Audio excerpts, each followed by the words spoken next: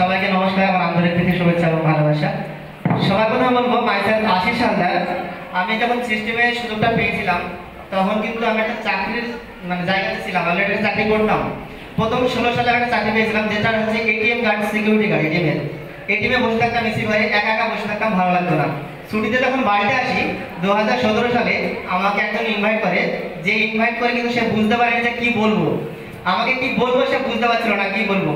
তো আমি এসে ওর সঙ্গে কথা বললাম যে কি করিস, হঠাৎ করে তো এত চেঞ্জ।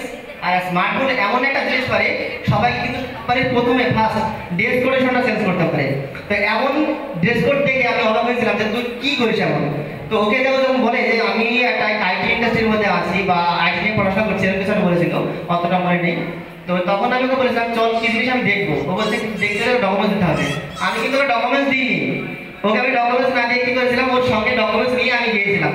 সঙ্গে যখন যাই ও বলে ডাইরেক্ট কাউন্সিলিং এর সুযোগ করে দেয়। কাউন্সিলিং হয়, সাবজেক্টটা দেখার পরে ডাইরেক্ট আমি কিন্তু বিজনেসটা নিয়ে এখানে অ্যাডমিশনশিপ নিয়েছি, কোনো এডুকেশন নিয়ে না, বিজনেস নিয়েই অ্যাডমিশনটা নিয়েছি। ফার্স্ট যে বিজনেস কনসেপ্টটা দেখলাম সেটা টিসিএস কনসেপ্টে ইনকাম।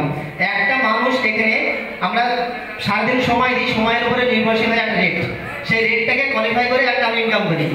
আর টিসিএস কনসেপ্ট এমন একটা কনসেপ্ট যেটা আমি আজ যেটা ইনকাম করছি আগামী দিনে ইনকাম বাড়বে, আমি যদি মারাও চাই সেই ইনকামটা আগামী দিনে আরও বাড়বে। এই কনসেপ্টটা দেখার পরে আমার খুব ভালো লেগেছিল।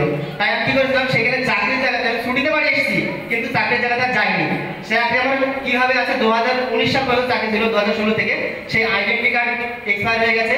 তারপরে এখানে সুযোগটা পেয়ে আস্তে আস্তে সিনিয়রদের সাপোর্ট লেভেলে এবং একটা বিরাট অনেস্টি টিমে আছি, যে টিমটার নাম হচ্ছে বিশ্বাস সমরণ সরকারের টিম। সেই টিমে একদম আমরা আছি, যেখান থেকে কোনো রকম ডিসঅনেস্টি কাজ হবে না, শুধুমাত্র অনেস্টি কাজ হবে। এখন একটা অনেস্টি প্ল্যাটফর্মে আছি, অনেস্টি টিমে আছি। তার জন্য আমরা বলবো আমরা যেখানে এখানে যারা সবাই আছি আমরা সবাই রেকমেন্ডেড কাজ করছি। রেকমেন্ডেড কাজগুলো ফার্স্ট আমাদের অনেস্টি হতে হবে।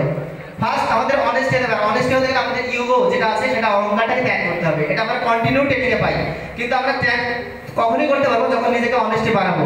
আর একটা জিনিস আমরা কি দিচ্ছি, সবাইকে এডুকেশন তুলে দিচ্ছি। আর শিক্ষা হচ্ছে মানুষের সবথেকে মহান জিনিস, তাই না? শিক্ষা এমন একটা জিনিস ফার্স্ট মা বাবার কাছে পাই, তারপরে একটা সিস্টেম এসেছে, সেই সিস্টেমে পেয়েছি।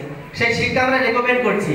সেই শিক্ষা আমরা রেকর্ড যখন করবো গর্বের সঙ্গে রেকর্ড করবো, কেউ ভয় পাবো না, কেউ কোনো রকম অবিশ্বাস করবো না। এই একটা এমন একটা প্ল্যাটফর্ম, তুমি যদি জল চাও পিপার সাথে তোমাকে কি তুলে দেবে, কোল্ড ড্রিঙ্কস যে কোনো একটা ভালো জিনিস তুলে দেবে, তুমি সেই পিপাসাটা দেখাতে পারো। এই কথাটা আমি কন্টিনিউ বলি, তুমি যদি স্মার্ট ভ্যালু থেকে পিপার সাথে জল চাও তোমাকে কোল্ড ড্রিঙ্কস তুলে দেবে, এমন একটা সিস্টেম স্মার্ট ভ্যালু। তো স্মার্ট ভ্যালু একটা বিপ্লব হোক, আমার বক্তব্য